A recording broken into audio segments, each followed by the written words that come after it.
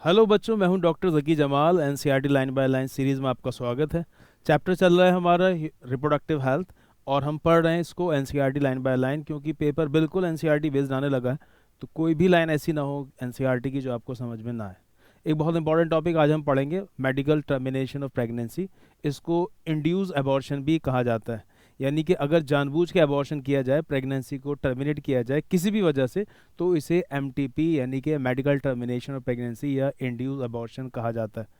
हर साल 45 से 50 मिलियन एमटीपीज, 45 से 50 मिलियन एमटीपीज होती हैं, जो कि 1/5 of the total number of pregnancies हैं एक साल में। यानी एक साल में जितनी प्रेगनेंसीज होती हैं उसकी 1/5 यानी तकरीबन 20% प्रेगनेंसीज को एमटीपी के नाम पर ख़त्म कर दिया जाता है। बहुत दफ़ा उसके जेन्युइन रीजंस भी होते हैं कि हो सकता है कि बच्चा एबनॉर्मल है, वो बीच में ही प्रेगनेंसी के, या फिर हो सकता है मरा हुआ पैदा हो, स्टिल बर्थ हो, तो क्या ज़रूरत है 9 महीने तक प्रेगनेंसी कंटिन्यू रखने की। या फिर ऐसा भी हो सकता है कि प्रेगनेंसी को कंटिन्यू रखने में हो सकता है कि मदर की डेथ हो जाए, तो ऐसे में तो एमटीपी ज़रूरी है। बहुत दफ़ा ऐसा होता है कि जो प्रेगनेंसी है वो कैजुअल अनप्रोटेक्टेड सेक्सुअल इंटरकोर्स की वजह से है।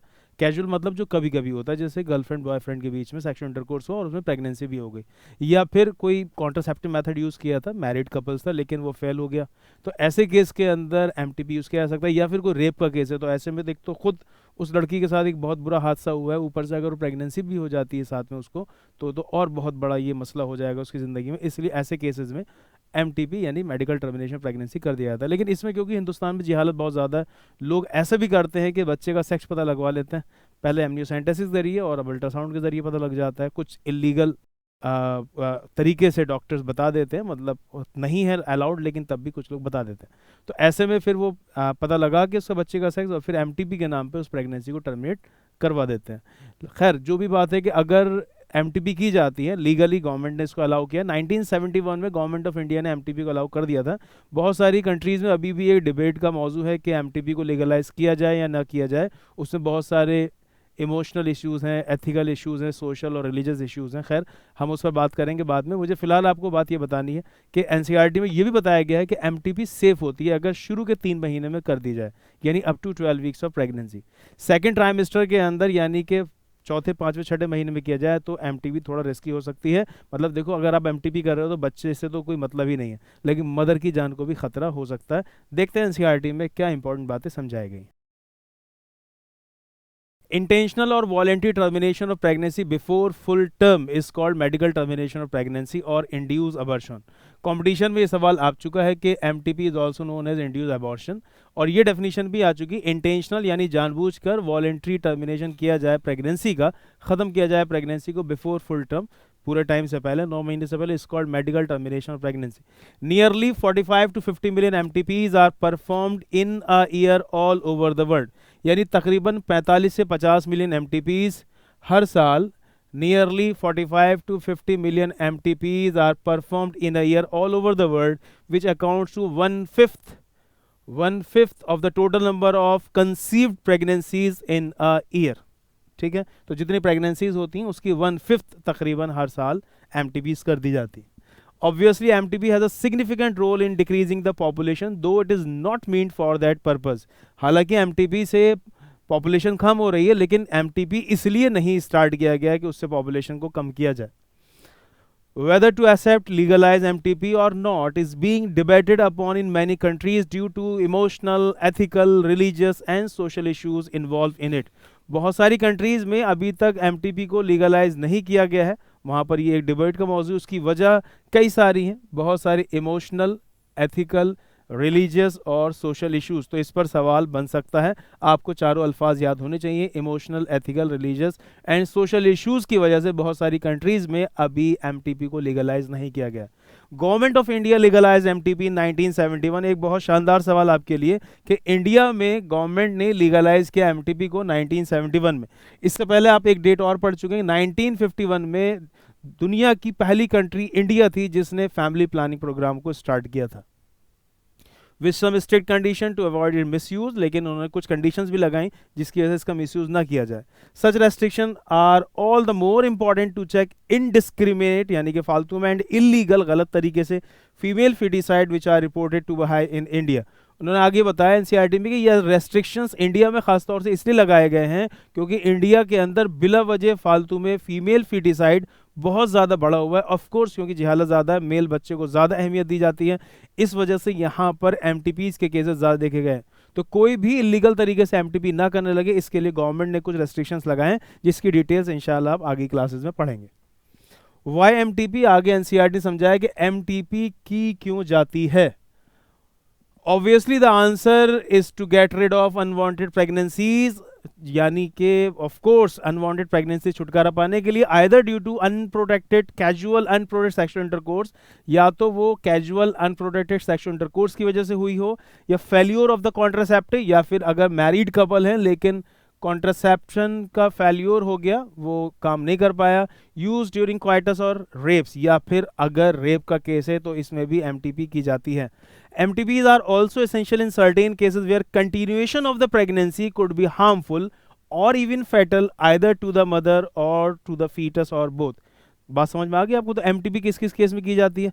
एक तो एमटीपी की जाती है casual unprotected sexual intercourse, casual मतलब जो कभी कभी होता है, जैसे कि बॉयफ्रेंड गर्लफ्रेंड के बीच में, या फिर मैरिड कपल के बीच में सेक्सुअल इंटरकोर्स हुआ है लेकिन उन्होंने कॉन्ट्रासेप्शन यूज किया था लेकिन वो फेल हो गया, या फिर प्रेगनेंसी को कंटिन्यू रखने पे अगर माँ की जान को खतरा है, या फिर बच्चा की जान को खतरा, मतलब प्रेगनेंसी पूरी हो ही नहीं पाएगी, उससे पहले बच्चा मर जाएगा प्रेगनेंसी के दौरान ही, ये हो सकता है बच्चा मरा हुआ पैदा हो, उसको कोई इस तरीके का जेनेटिक डिसऑर्डर हो, तो ऐसे तमाम केसेस में प्रेगनेंसी को कंटिन्यू नहीं रखा जाता है, एमटीपी कर दी जाती है।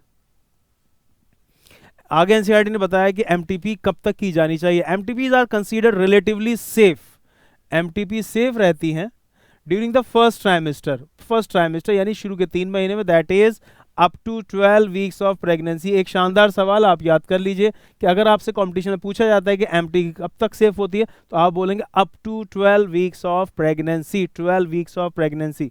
आगे एनसीईआरटी बताया second trimester abortions are much more riskier, अगर सेकंड ट्राइमेस्टर में अबॉर्शन किए जाते हैं तो वो रिस्की रहते हैं, यानी माँ की जान को खतरा है इसमें।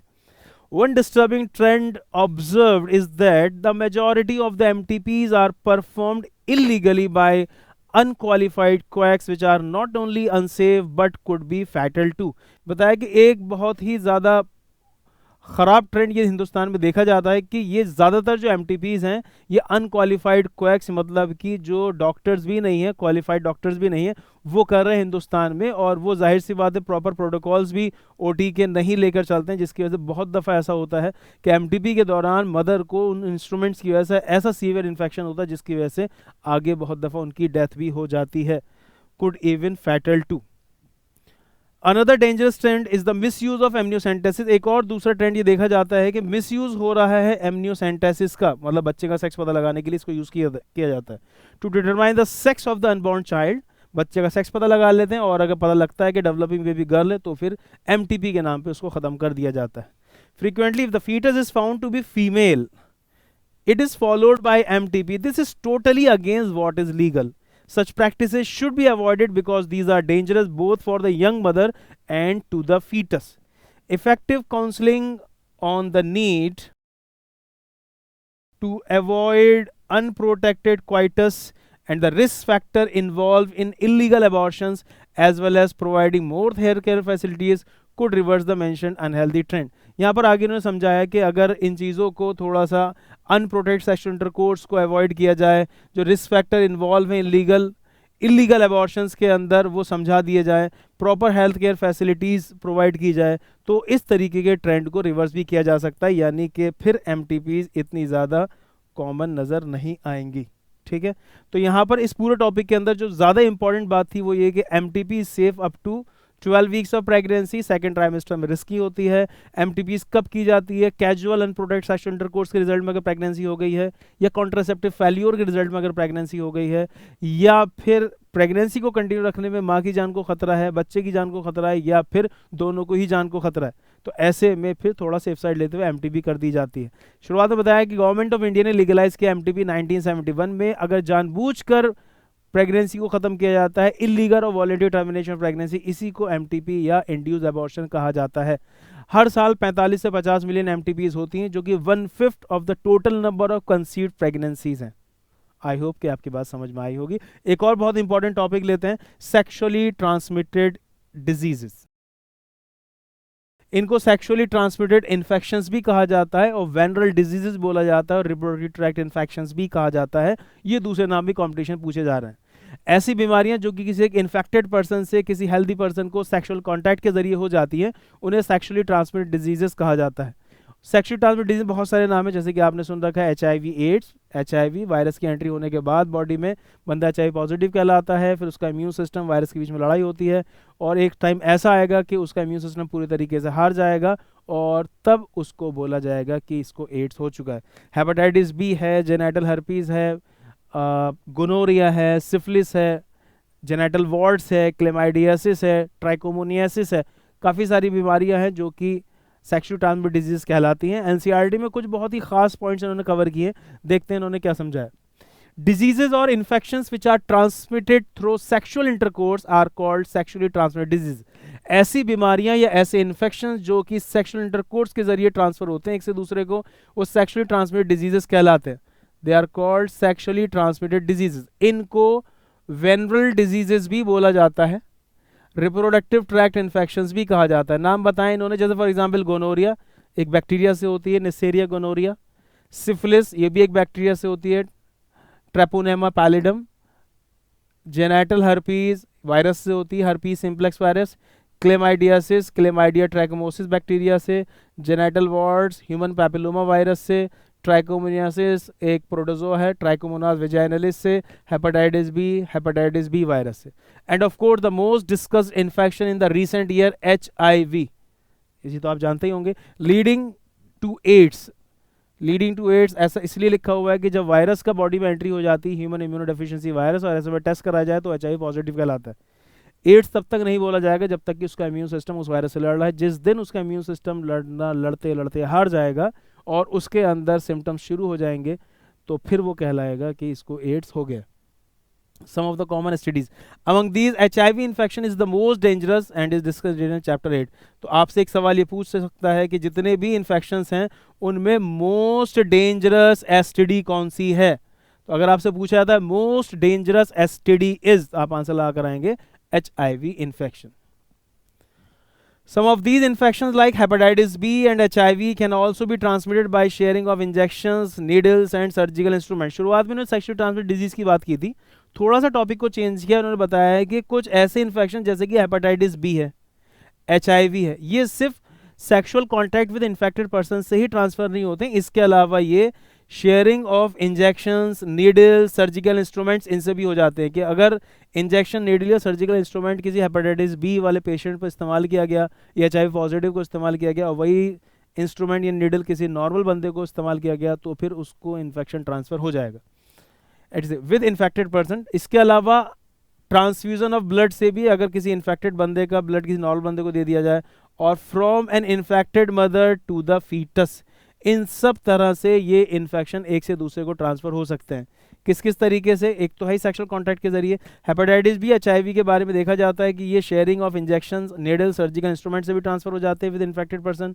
ट्रांसफ्यूजन ऑफ ब्लड से भी ट्रांसफर हो जाते हैं। अगर सपोज किसी की कोई सर्जरी हुई है, कोई ऑपरेशन हुआ है और उसको ब्लड की ज़रूरत है, ब्लड को पहले से चेक नहीं किया गया और बहुत लापरवाही के साथ किसी इन्फेक्टेड बंदे का ब्लड चढ़ा दिया गया, तो ट्रांसफ्यूज करा दिया गया, तो ऐसे में उसको भी इन्फेक्शन हो जाएगा। और from an infected mother to the foetus, किसी इन्फेक्टेड मदर से उसके बच्चे को ऑफकोर्स वाया प्लेसेंटा भी ये बीमारी हो सकती है। Except for hepatitis B, genital herpes and HIV infection. एक और बहुत शानदार लाइन NCERT से कि hepatitis B, genital herpes and HIV infection, कौन कौन सी बीमारी बोली इन्होंने? Hepatitis B, genital herpes and HIV infection. Other diseases are completely curable. इन तीनों को छोड़ के other diseases are completely curable if detected early and treated properly. तो इन्होंने यहाँ पर ये लाइन बताई है। कॉम्पिटिशन बहुत बार ये सवाल रिपीट हुआ है कि हेपेटाइटिस बी, जेनेटल हर्पीज और HIV इन्फेक्शन, इन तीनों बीमारियों के अलावा और जितनी भी सेक्सुअली ट्रांसमिटेड डिजीज हैं, अगर वो वक्त रहते पता चल जाती हैं तो उनको पूरे तरह से ठीक किया जा सकता है। इसका मतलब 3 सेक्सुअली ट्रांसमिटेड डिजीज ऐसी हैं जिनका कोई ट्रीटमेंट नहीं है। कौन कौन सी बीमारी है? Hepatitis B, genital herpes and HIV infection, इनका कोई ट्रीटमेंट नहीं है। इनके अलावा बाकी जितनी भी बीमारियां हैं, अगर वक्त रहते उन्हें पता चल जाता है उनके बारे में, तो उनको ठीक किया जा सकता है। ठीक है। Early symptoms of most of these are minor. आगे इन्होंने बताया है कि ये जो बीमारियां हैं इनके सिम्टम जो कि मरीज बताता है डॉक्टर को आके, उसके बारे में बात हो रही है कि अर्ली सिम्टम्स बीमारियों के बहुत ही हल्के फुल्के से हैं and include itching, fluid discharge, genital areas में इचिंग होने लगती है, हल्का हल्का सा फ्लूइड आने लगता है, फ्लूइड डिस्चार्ज, स्लाइट पेन, हल्का फुल्का पेन होने लगता है, और जेनिटल लीजन में स्वेलिंग भी हो जाती है in the genital lesion. Infected females में ऑफन भी एसिम्टोमेटिक, और ये भी देखा जाता है अक्सर कि इन्फेक्टेड फीमेल अक्सर एसिम्टोमेटिक होती हैं, इसलिए फीमेल के अंदर इन्फेक्शन हुआ इसका लंबे टाइम तक पता ही नहीं चल पाता है। अगर कोई गलत एक्टिविटीज़ में इन्वॉल्व है, उसको जेनिटल रीजन में इचिंग होने लग जाए, पेन होने लग जाए, स्वेलिंग होने लग जाए, फ्लूइड डिस्चार्ज होने लग जाए, पीनी से वजाना ऐसे येलोइश ग्रीज, तो थोड़ी सी चिंता होगी ना कि मुझे कोई इन्फेक्शन तो नहीं हो गया। लेकिन इन केसेस में देखा जाता है कि सेक्सुअली ट्रांसमिटेड डिजीज फीमेल को बहुत जल्दी इन्फेक्शंस के सिम्टम नहीं आते हैं, तो उनको पता ही नहीं चलता है, फिर उनसे जो मर्द उनके कॉन्टैक्ट में होंगे उनके अंदर भी वो बीमारियां ट्रांसफर होती रहती। Hence may remain undetected for long. Absence or less significant symptoms in the early stages of infection and the social stigma attached to the STDs deter the infected person from going for timely detection and proper treatment. एक तो इन्होंने बताया कि क्योंकि बहुत जल्दी कुछ लोगों में सिम्टम्स नहीं आते हैं, या सिम्टम्स जाहिर सी बात है किसी के अंदर अगर अपेयर नहीं हुए तो क्यों ही जाएगा डॉक्टर के पास, और जो सोशल स्टिग्मा है कि अगर मैं डॉक्टर के जाके बताऊंगा कि मुझे ये परेशानी है तो डॉक्टर साहब को ये लगेगा अरे तुम तो गलत एक्टिविटीज़ में इन्वॉल्व रहते हो, तुम्हें शर्म आनी चाहिए। तो इन तमाम चीज़ों की वजह से आदमी इन बीमारियों को छुपाता है, जिसकी वजह से उसकी बीमारी और ज़्यादा बढ़ जाती है। Time detection, proper treatment, this could lead to complications later, जिसकी वजह से बाद में कॉम्प्लिकेशंस होते हैं, विच इंक्लूड क्या क्या कॉम्प्लिकेशंस होते हैं? पेल्विक इन्फ्लामेटरी डिजीज, पेल्विस तो आप जानते हैं, फीमेल के अंदर पेल्विस रीजन में ओवरी है, फैलोपियन ट्यूब है, यूट्रस है और वेजाइना है, तो इनके इन्फेक्शंस हो जाते हैं, ovary, fallopian tube, uterus, vagina, इनको सीनियर क्लासेस में पीआईडी, पेल्विक इन्फ्लामेटरी डिजीज बोला जाता है। कई केसेस में देखा जाता है कि फीमेल को अबॉर्शंस भी हो जाते हैं या बच्चे मरे हुए पैदा होते हैं, still birth. Ectopic pregnancies, ectopic pregnancy का मतलब है कि अगर प्रेगनेंसी फैलोपियन ट्यूब में हो जाए, ऑफ कोर्स उसमें फिर आगे वो कंटिन्यू रहती है, कुछ ही हफ्तों के बाद वो बस्ट कर जाती है उस पर्टिकुलर एरिया की प्रेगनेंसी। तो कहने का मतलब ये एक्टोपिक प्रेगनेंसीज भी काफ़ी कॉमन देखी जाती हैं इन सेक्सुअली ट्रांसमिटेड डिजीज के अंदर। इनफर्टिलिटी के मतलब हो सकता है कि उस लड़की को कभी बच्चे ही पैदा ना हो, और even cancer of the reproductive tract, cancer भी हो जाते हैं, जैसे कि जेनेटल वॉर्ट्स वाला जो वायरस है, ह्यूमन पैपिलोमा वायरस, उसी से ही कैंसर सर्विक्स होता है। And the most common genital cancer among females in India is cancer cervix. STDs are a major threat to a healthy society. STDs एक बहुत बड़ा खतरा है एक हेल्दी सोसाइटी के लिए। देयरफॉर प्रिवेंशन और early detection and the cure of these disease are given prime consideration under the reproductive health care programmes. क्योंकि एक बहुत बड़ा मसला है, एसटीडीज बहुत बड़ा खतरा है, इसलिए इनको प्रिवेंशन इनका वक्त रहता है, इनका पता चल जाए, early detection and the cure of disease और इनका treatment are given prime consideration, इनको बहुत अहमियत दी जाती है under the reproductive health care programmes. Though all the persons are vulnerable, वैसे तो ये बीमारी किसी को भी हो सकती है। To these infection, these incidences are reported to be very high among the person in the age group of 15 से 24 साल। एक और बहुत खूबसूरत पॉइंट जिससे कि आने वाले सालों में क्वेश्चन बन सकता है कि वैसे तो ये सेक्सुअली ट्रांसमिटेड डिजीज किसी भी उम्र में हो सकती हैं, अगर आदमी गलत एक्टिविटीज़ में इन्वॉल्व है, मल्टीपल पार्टनर्स के साथ उसका सेक्सुअल कॉन्टैक्ट रहता है, एक बहुत बड़ी वजह ये रहती है, लेकिन तब भी 15 से 24 साल के बीच में केसेस ज़्यादा देखे जाते हैं। ऑफ कोर्स क्योंकि इस एज में बच्चा भी नया नया जवान हुआ है, प्यूबर्टी एडोलेसेंस एज में, तो वो अपने इमोशंस को कंट्रोल नहीं कर पाता, और बहुत दफ़ा ऐसा होता है कि गलत एक्टिविटीज़ को वो जल्दी पकड़ लेता है, क्योंकि समझने की क्षमता शायद इतनी ज़्यादा नहीं होती। आगे जब अच्छा मैच्योर हो जाता है तो उसको पता रहता है कि ये चीज़ गलत है, ये चीज़ सही। तो 15 से 24 साल के बीच में ये बीमारियाँ होने के चांस ज़्यादा है। 12th अक्सर बच्चों का 18 साल की उम्र में होता है। तो कहने का मतलब ये हुआ कि 9, 10th, 11, 12th वाले बच्चों के अंदर, क्योंकि वो 15-16 साल की एज में आ जाते हैं, इस एज से लेकर फिर आगे ग्रेजुएशन और मास्टर्स तक की एज वाले बच्चों के अंदर इन्फेक्शन ज़्यादा देखे जाते हैं, जो इन्होंने एज ग्रुप समझाया। आगे देखते हैं एनसीईआरटी ने क्या बताया। The age group to which you also belong, इन्होंने 11-12 के बच्चों के लिए कहा है कि इस एज ग्रुप में आप भी आते हैं, 15-24 साल वाले में। There is no reason to panic, इन्होंने कहा लेकिन बहुत ज़्यादा परेशान होने की बात भी नहीं है, बिकॉज प्रिवेंशन इज पॉसिबल, क्योंकि प्रिवेंशन पॉसिबल है। One could be free of these infections, आप इन बीमारी से निजात पा सकते हैं by following the simple principles given below, अगर आप इन बातों का ध्यान रखें।